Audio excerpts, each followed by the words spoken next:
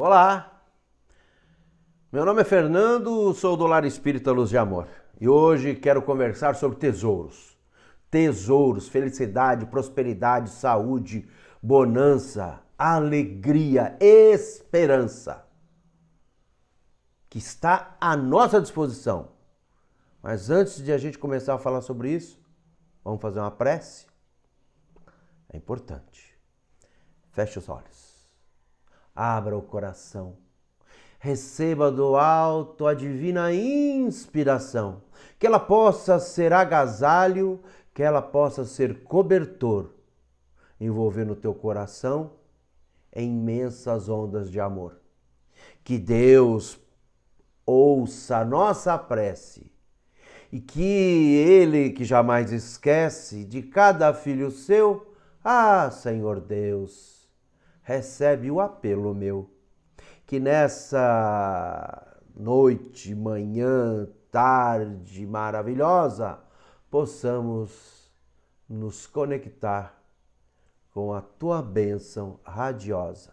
Jesus, nosso irmão maravilhoso, verdade, caminho, vida, dá-nos, Senhor, o teu evangelho em forma de poesia para pavimentar os caminhos meus. Senhor Jesus, ouça, Senhor, a nossa rogativa, dá-nos a tua luz.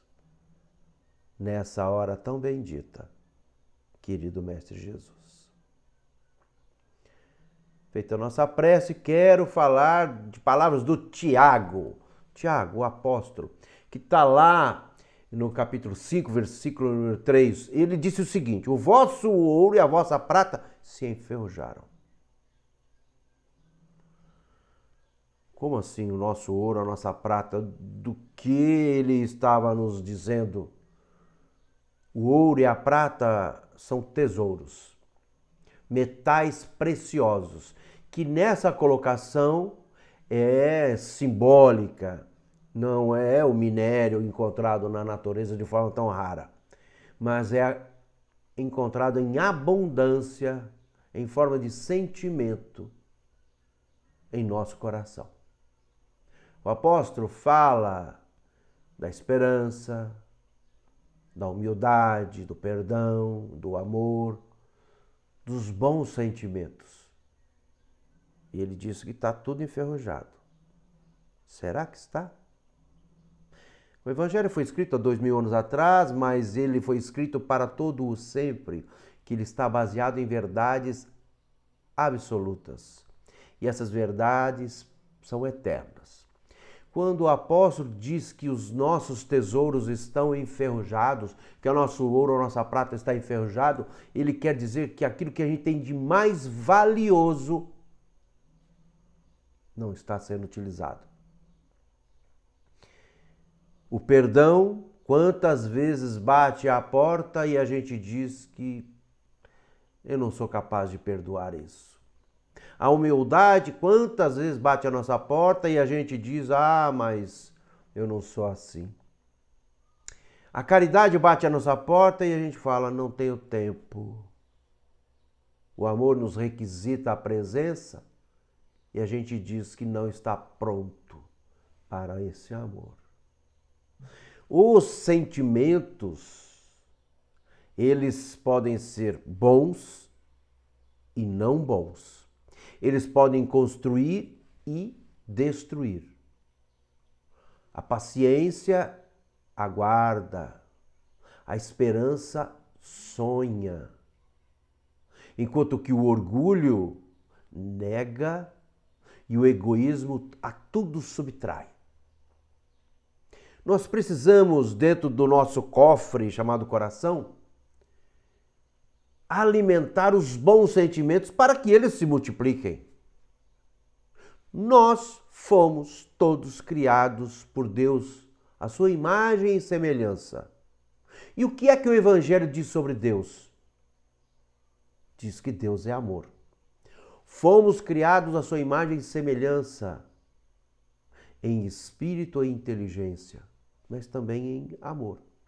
Então, todas as vezes que a gente sai do caminho do amor, a gente entristece, a gente adoece, a gente sofre, a gente se torna infeliz. E qual é o caminho do amor?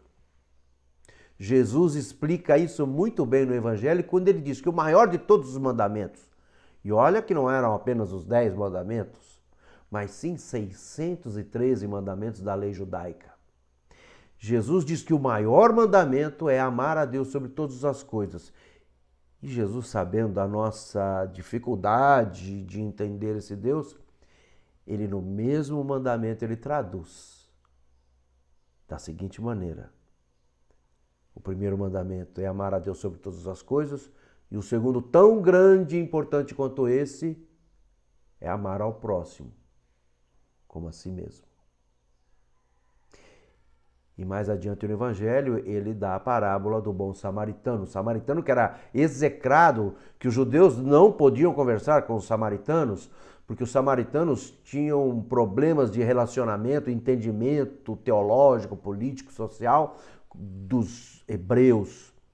E os judeus da Jerusalém não conversavam com os samaritanos. E Jesus colocou o samaritano como aquele que amou o próximo e assim fazendo a vontade de Deus na parábola do bom samaritano.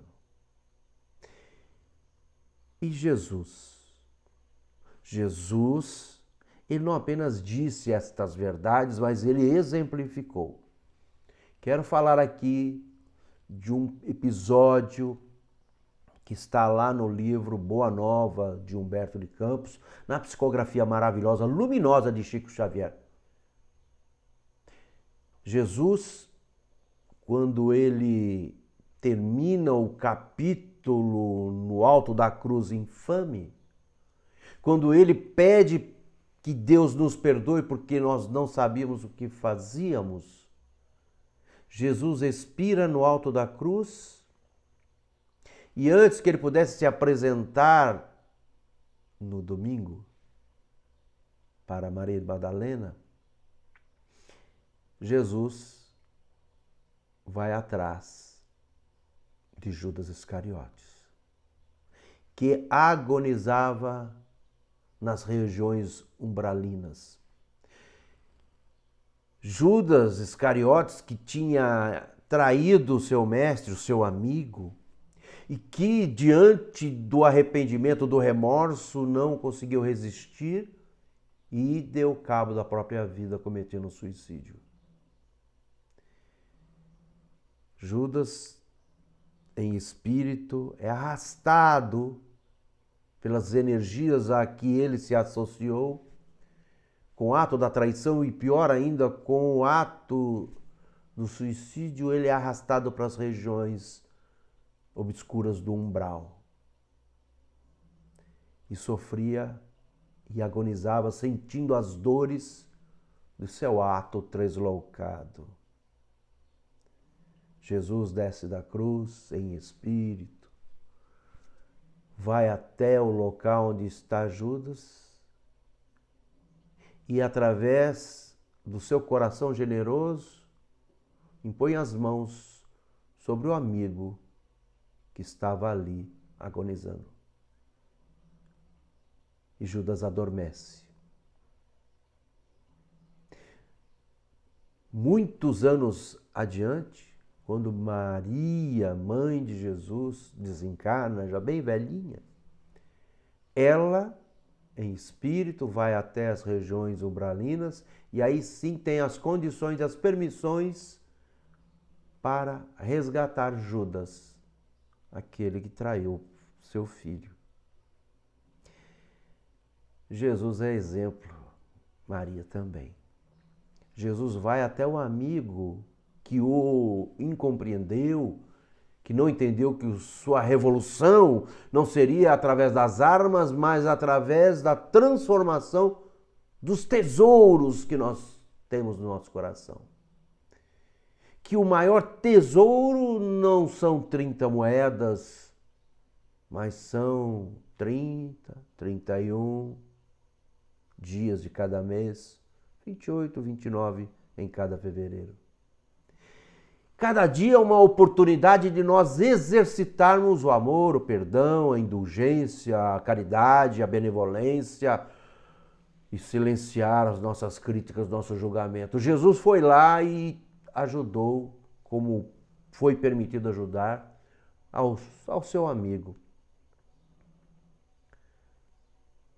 E é isso que ele nos dá como exemplo. Fazer o bem ao próximo.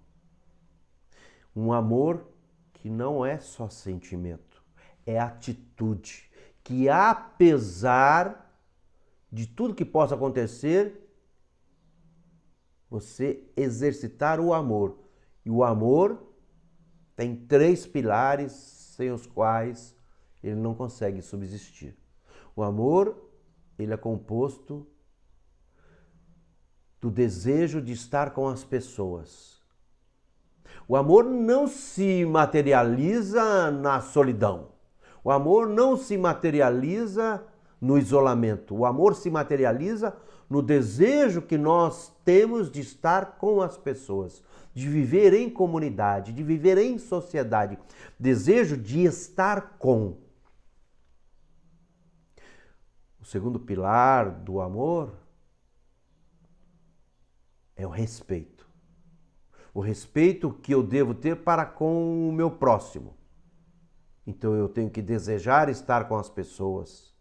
Eu tenho que respeitar a individualidade das pessoas. Respeitar a individualidade das pessoas não importa o que ela pense de mim. Mas eu tenho que entender, tenho que respeitar. E entender que alguns valores, eles são transitórios.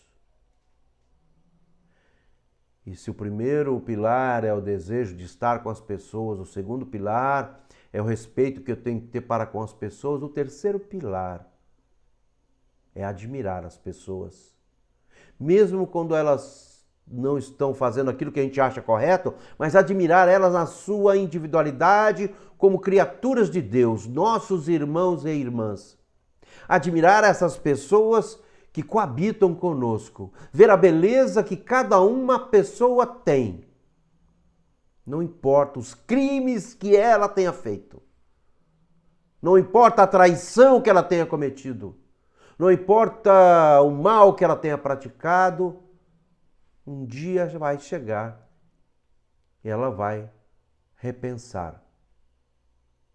E vai poder conviver com as pessoas e reparar o mal que tenha feito.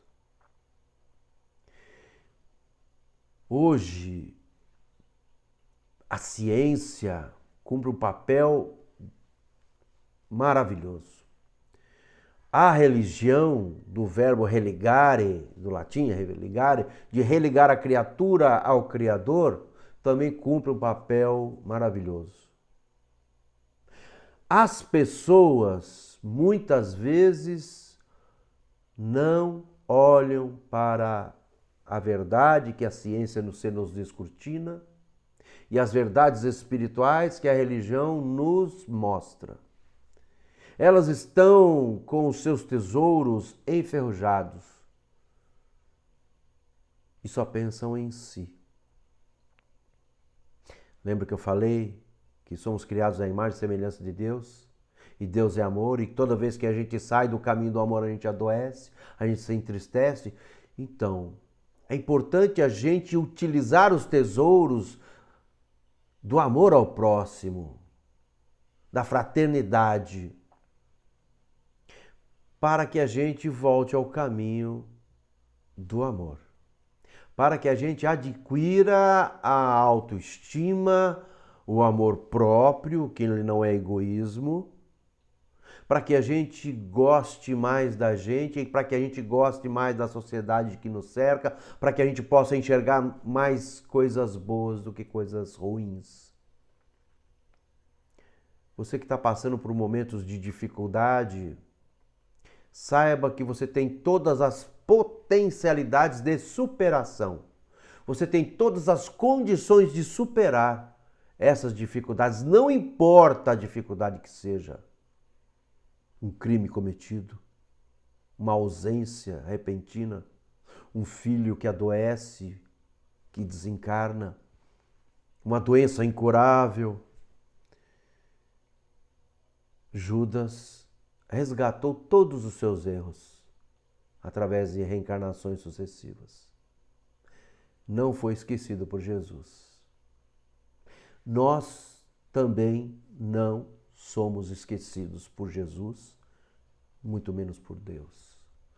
Todos nós temos as nossas companhias espirituais, nossos mentores, nossos espíritos familiares, temos um planejamento reencarnatório. Então, tudo que acontece em nossa existência está de um determinado modo planejado, não nos mínimos detalhes, que não somos marionetes, mas as situações, problemas, que pedimos lá atrás para passarmos, para ver se nós tínhamos aprendido a resolver aquelas equações tão difíceis, mas que nós temos o conhecimento, temos a preparação de superar essas demandas que aparecem em nossa existência.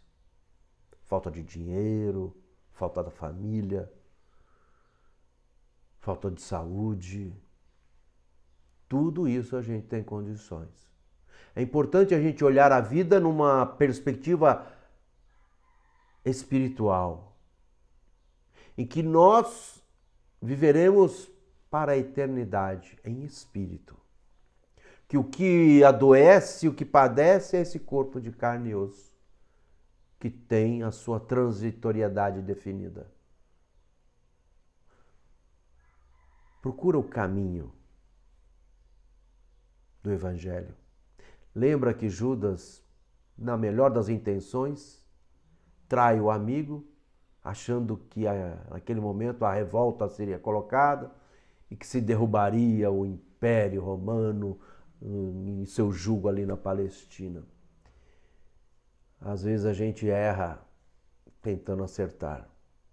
Quem somos nós para julgar o erro dos outros? Então, tira do teu peito o tesouro para que a traça não corroa e a ferrugem não estrague. Desenvolva os bons pensamentos, as boas palavras. Se não consegue, cala-te. Não fala nada. Faça uma boa leitura. Tome um passe. Uma bênção de alguma religião. Não tem essa vã situação de querer se colocar que a sua religião é melhor do que a do outro. Não. Cada um tem a religião que precisa. A nossa é o Espiritismo, doutrina libertária, que mostra que a morte não existe e que nós somos filhos de Deus, desse Deus que é amor. E nesse momento, que você possa sentir aí dentro do teu coração luz, benefício, iluminação. Que a tua água possa ser fluidificada, que a tua jornada possa ser clareada, que os espinhos sejam retirados do teu caminho, que você possa encontrar a bênção tão desejada. Que ela não seja resumida a esse ou aquele bem material, mas que possa ser, acima de tudo, bênção espiritual. Que a tua luz brilhe a partir de ti e que ela possa iluminar, se expandir. Que nesse momento o teu lar receba luz. Que possam ser encontradas na tua casa as pegadas luminosas de Jesus. Que o Evangelho possa, sem nenhum mistério, ser o eterno refrigério que te conduz e que nesse momento, do firmamento até o pedaço de chão, possa fluir os bens, os mananciais do pão das claridades espirituais. Ajuda-te que o céu te ajudará. Batei se vos abrirá, busca e achará. O Evangelho, meu irmão, é movimentação. inspira, enche o teu peito de alento, de divino movimento, de sublime inspiração. Vai até o lar espírita Luz e Amor. Pegar o seu cobertor, que se chama Evangelho. Ele, meu irmão, não tem mistério. É aquilo que todos nós necessitamos. É aquilo que aqui ou aí, além acolá, há de nos acariciar. Somos feitos para o amor. Não tem solução a não ser amar, amar, amar a cada irmã, a cada irmão. Fica com Deus. Muito obrigado.